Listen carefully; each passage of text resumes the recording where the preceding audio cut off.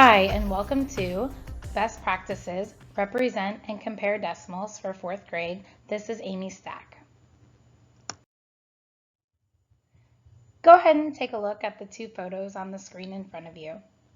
We know that decimals are new to 4th graders. This is the first time they have been exposed to them, and we want to make sure that they know how important decimals are and that depending on where the decimal point is, it can make a big difference in the number that they're looking at.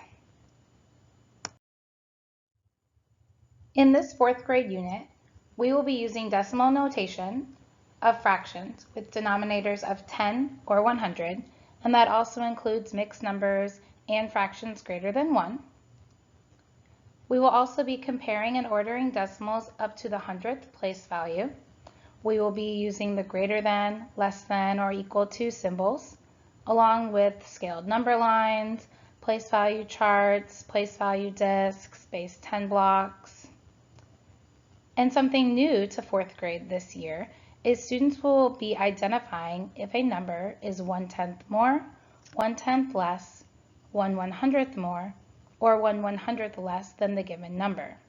Students can use a variety of strategies in order to identify that, and all of this information does come from the STEMscopes parent letter. So what does student learning look like in the classroom when representing and comparing decimals in 4th grade? Students are going to use base 10 blocks to relate the fractions and the equivalent decimals. You're also going to relate it to real world. They can use money or place value discs. When comparing, base 10 blocks are an awesome tool to use. We can also line up our numbers and compare them when ordering. In the bottom corner of this page, you'll see a small MTR chart. The MTRs that would go along with this would be 1, 2, 5, and 7.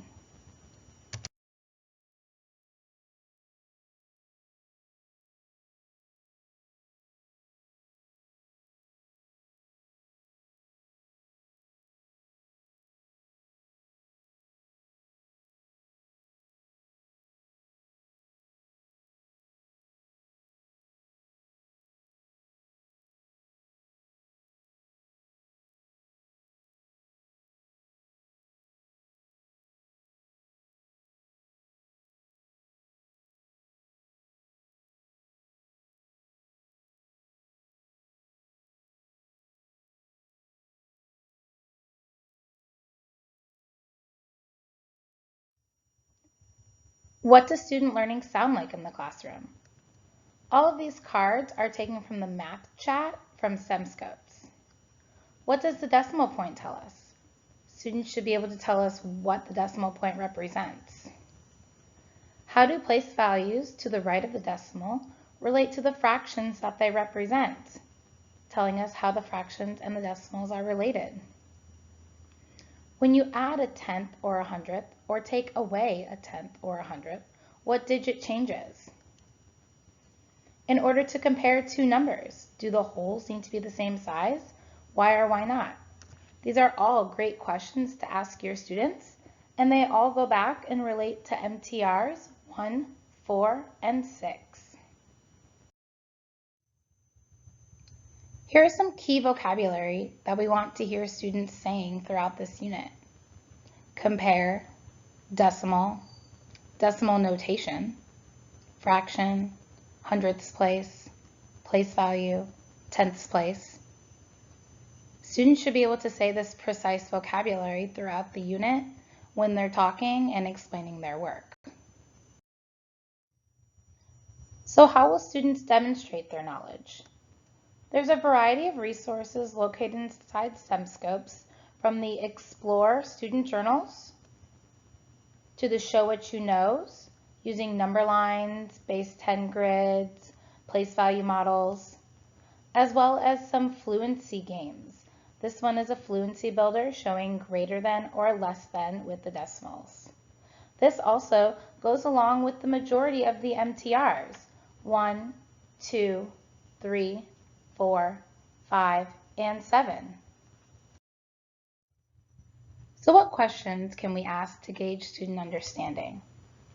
How can you rename 34 hundredths as a fraction? The student should be able to tell us the equivalent fraction as well as the equivalent decimal. How does 5 and 64 hundredths compare to 5 and 46 hundredths? Explain your reasoning. Students should be able to use a variety of different ways, including place value charts, place value discs, base 10 blocks, in order to explain how these two numbers compare. How do base 10 blocks help when adding or subtracting tenths or hundredths to decimals? Students should be able to use those different manipulatives in order to help explain how their number is changing by a tenth or a hundredth. Here's an engaging task or activity to do at home.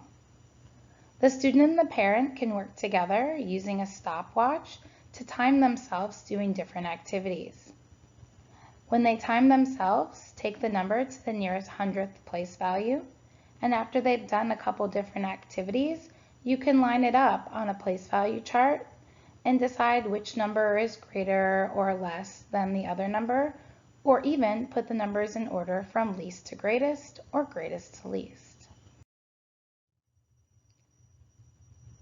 Thank you so much for joining us for this 4th grade best practices of representing and comparing decimals.